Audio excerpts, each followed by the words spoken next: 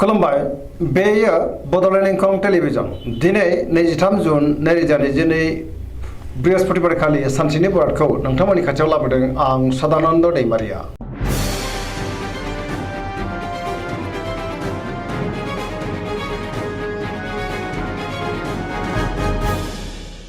सिगां फरायनो लादों मेष राशि गिबि हांखो अ ल।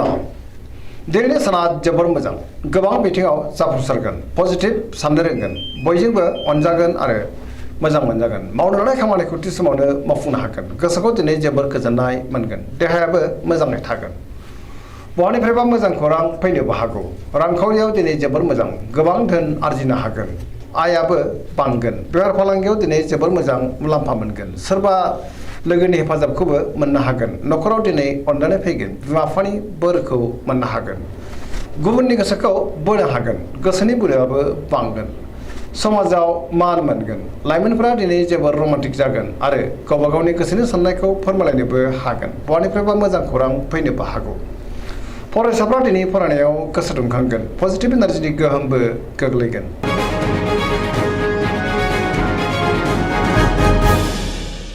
वृष राशि गिबि हांखो इ अ ब। दिनैनि साना जोबोर मोजां, गोथों आरो गोग्गो साननो रोंगोन, गियाननि आंखाल जानाय नङा, मोनफ्रोमबो बिथिङावनो जाफुंसारनो हागोन, मोजां खाबुफोरा फैनोबो हागौ, गोसोखौ जोबोर गोजोननायबो मोनगोन, गोसोनि बोलोआ बांगोन, मावनो लानाय खामानिखौ मावफुंनो हागोन, समाजावबो मान मोनगोन, रांखावरियाव जोबोर मोजां, गोबां धोन आरजिनो हागोन, बेफार फालांगियावबो दिनै जोबोर मोजां मुलाम्फा मोनगोन, आयाबो बांगोन, गोबां मोजां खाबु फैनोबो हागौ, न'खराव दिनै बिसि फिसायनि गेजेराव अननानै फैगोन, देहाया मोजाङैनो थागोन, गुबुननि हेफाजाबखौ मोननो हागोन, जायखि खामानि मावा मानो मोनफ्रोमबो खामानिखौनो दिनै मोजाङैनो आरो गोरलैयैनो मावफुंलांनो हागोन, लोगोफोरनि हेफाजाबखौ मोननो हागोन, गोसोनि साननायफ्रा मोगथाङाव दिनै जाफुंगोन, पजिटिभ एनार्जिनि गोहोमबो गोग्लैनो हागौ।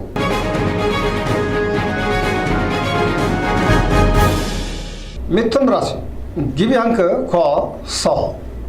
दिनैनि साना जोबोर मोजां, पजिटिभ एनार्जिनि गोहोम गोग्लैगोन, मोनफ्रोमबो बिथिङाव जाफुंसार जानो हागोन, गियाननि आंखाल जानाय नङा, गोसोखौ दिनै जोबोर गोजोननाय मोनगोन, गोसोआ जोबोर खुसिबो जागोन, देहाया मोजाङैनो थागोन, रांखावरियाव जोबोर मोजां, गोबां धोन आरजिनो हागोन, आयाबो बांगोन, बेफार फालांगियाव दिनै जोबोर मोजां मुलाम्फा मोनगोन, न'खराव अननानै फैगोन, बिदा फंबायनि हेफाजाबखौबो दिनै मोननो हागोन, समाजावबो मान मोनगोन, गोसोनि बोलोआ बांगोन, मावनो लानाय खामानिखौ थि समावनो आरो गोरलैयैनो मावफुंनोबो हागोन, सोरबा लोगोनिफ्राय अनसायनाय मोनगोन, गुबुनजों मोजां सोमोन्दो लाखिनोबो रोंगोन, लाइमोनफोरनि गोसोआ दिनै जोबोर रमान्टिक जागोन आरो गावबा गावनि गोसोनि साननायखौ फोरमायलायनोबो हागोन।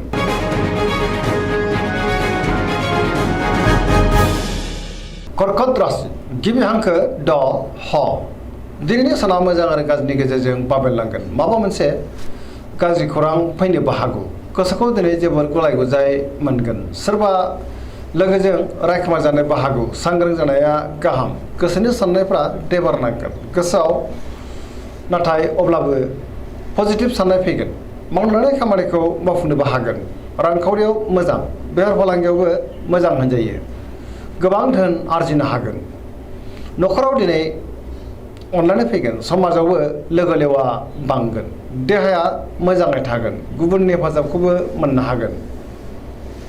फरायसाफ्रा दिनै फरायनायाव गोसो दुंखांगोन आरो मोजां फिथाइ मोननोबो हागोन, गुबुनजों मोजां सोमोन्दो लाखिनोबो हागोन।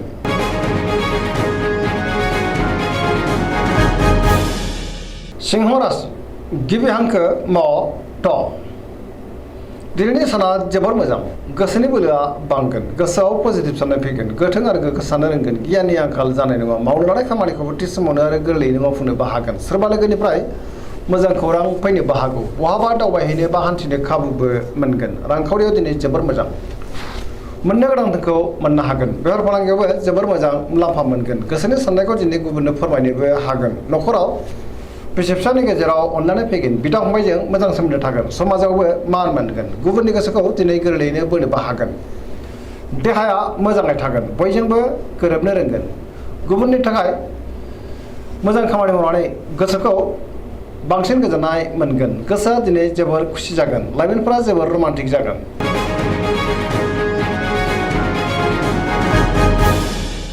कन्या राशि गिबि हांखो प ट दिनैनि साना बारा मोजां नङा गोसोआव नेगेटिभ साननाय फैगोन गोथों आरो साननो रोंनाय नङा गियाननि आंखाल जानोबो हागौ रांखावरियाव मोजां नङा बेफार फालांगियावबो मोजां नङा देहाया दिनै मोजाङै थागोन न'खराव बयजोंबो गोरोबनो रोंगोन गोबां खामानियाव मुखुब थागोन सोरजोंबा बाख्नाय जानोबो हागौ गोसोआ दिनै जोबोर रमान्टिक जागोन अब्लाबो नाथाय नेगेटिभ एनार्जिनि गोहोमबो गोग्लैनो हागौ सांग्रां जानांगोन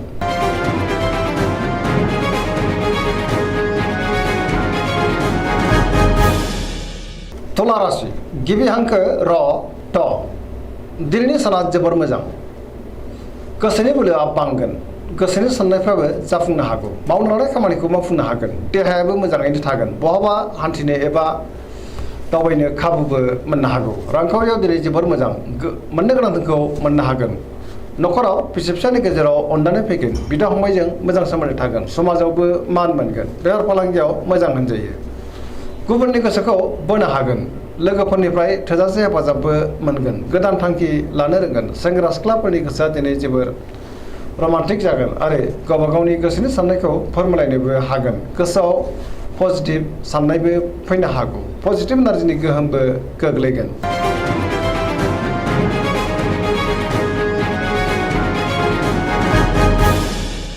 वृश्चिक राशि गिबि हांखो न स दिनैनि साना बारा मोजां नङा नेगेटिभ एनार्जिनि गोहोम गोग्लैगोन बहाबा हान्थिनो खाबु मोननो हागौ समाजाव लोगो लेवा बांगोन सोरबा गोजाम लोगोजों बहाबा लोगो मोनज्लायनो हागौ गोसोआव गोनो गोथो साननाय फैगोन मावनो लानाय खामानिखौ थि समावनो मावफुंनो गोब्राब जागोन बहानिफ्रायबा गाज्रि खौरां मोननोबो हागौ गोसोनि साननाया देबर नांगोन गोसोनि बोलोआबो दिनै लोरबां जागोन समाजाव नाथाय मान मोननो हागोन न'खराव अननानै फैगोन रांखावरियाव बारा मोजां नङा नाङा फाङा खरसाया बांगोन बेफार फालांगियाव बारा मोजां नङा देहाया दिनै मोजाङै थागोन फरायसाफ्रा फरायनायाव गोसो दुंखांगोन आरो मोजां फिथाइ मोनगोन लाइमोनफोरा जोबोर रमान्टिक जागोन आरो गावबा गावनि गोसोनि साननायखौ फोरमायलायनो हागोन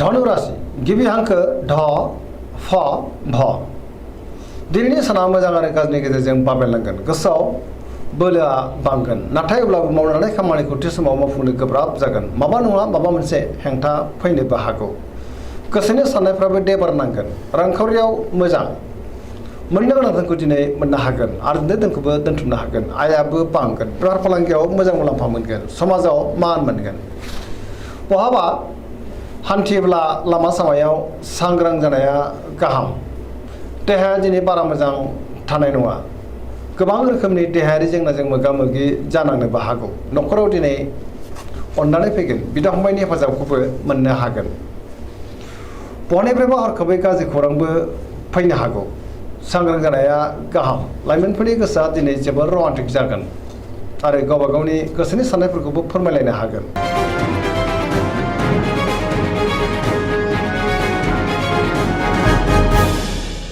मकर राशि गिबि हांखो ख ज दिनैनि साना जोबोर मोजां गोसोनि साननायफोरा जाफुंगोन मावनो लानाय खामानिखौ थि समावनो आरो गोरलैयैनो मावफुंनोबो हागोन रांखावरियाव दिनै जोबोर मोजां अब्लाबो नाथाय खरसायाबो बांगोन मोननो गोनांफोरखौ दिनै मोननो हागोन बेफार फालांगियाव मोजां मुलाम्फा मोनगोन गोबां मुंदांखा सुबुंजों लोगो मोनज्लायनो हागौ गुबुनजों मोजां सोमोन्दो लाखिनो रोंगोन मोनफ्रोमबो खामानिखौ दिनै मावफुंनो हागोन गोदान खामानियाव आखाइ होजेननोबो हागोन न'खराव बिसि फिसानि गेजेराव अननानै फैगोन बिदा फंबायनि हेफाजाबखौबो दिनै मोननो हागोन सेंग्रा सिख्लाफ्रा गावबा गावनि गोसोनि साननायखौ फोरमायलायनो हागोन आरो बयनिबो हेफाजाबखौबो मोनगोन फरायसाफ्रा दिनै फरायनायाव गोसो दुंखांगोन आरो मोजां फिथाइ मोननोबो हागोन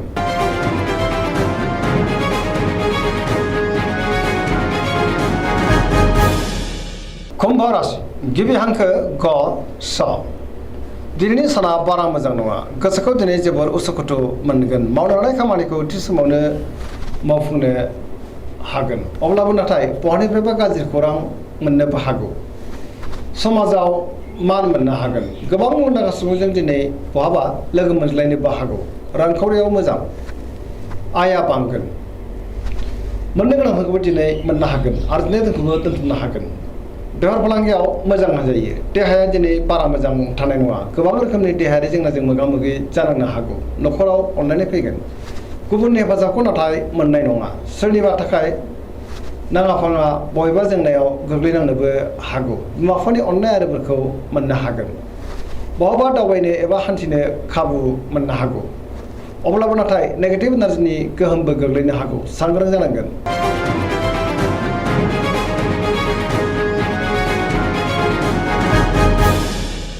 मीन राशि गिबि हांखो ड स दिनैनि साना मोजां आरो गाज्रिनि गेजेरजों बाबेनलांगोन। गुबुननि थाखाय नाङा फाङा जेंनायाव गोग्लैनांनोबो हागौ। गोसोआव नेगेटिभ साननाय फैगोन। गोथों आरो गोग्गो साननो रोंनाय नङा। गियाननि आंखाल जानो हागौ। गोसोनि बोलोआ नाथाय बांगोन।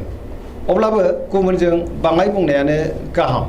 नङाब्ला गुबुना गोरोन्थि बुजिगोन। गावनि गोसोनि साननायखौ फोरमायनो हानाय नङा। देहाया मोजाङै थागोन। रांखावरियाव मोजां। बेफार फालांगियावबो मोजां मोनजायो। न'खराव बिसि फिसानि गेजेराव एना एनि फैनोबो हागौ। सोरजोंबा रायखोमा जानोबो हागौ। लाइमोनफोरनि गोसोआ दिनै जोबोर रमान्टिक जागोन आरो गावबा गावनि गोसोनि साननायखौ फोरमायलायनो हागोन। फरायसाफ्रा दिनै फरायनायाव गोसो दुंखांगोन आरो मोजां फिथाइ मोनगोन। दिनैनि राशि फरायनाया एसेनोसै। जोबनायाव बेखौनो खावलायो जाहाथे नोंथांमोना सानफ्रामबो जोंनि बे बड'लेण्ड इंखं टेलिभिजनखौ नायबाय थायो आरो साबस्क्राइब खालामो, लोगोसे लाइक खालामो आरो शेयार खालामो। एसेनोसै, गोजोन्थों।